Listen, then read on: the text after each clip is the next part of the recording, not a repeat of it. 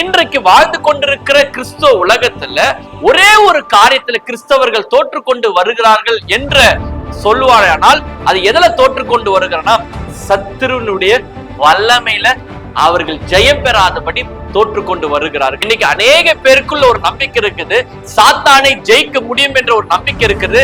ஆனால் அவர்களால சாத்தானை ஜெயிக்க முடியவில்லை. அப்போ பிசாசுக்கு வல்லமை இருக்கிறதா என்ற ஒரு கேள்வி உங்களுக்குள்ள இருக்குமா? கண்டிப்பா பிசாசுக்கு வல்லமை இருக்குங்க.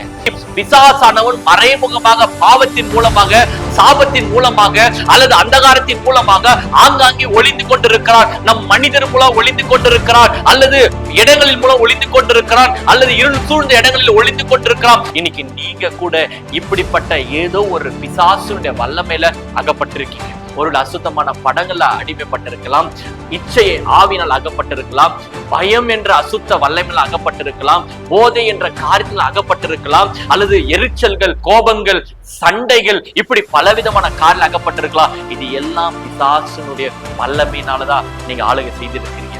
உன்னை அலக்களித்த என்ன விதமான சத்துருவின் வல்லமையா இருந்தாலும் அந்த வல்லமையிலிருந்து இப்பொழுது ஆண்டவருடைய வல்லமை உங்களை விடுதலையாக்க கூடியதா இருக்கிறது.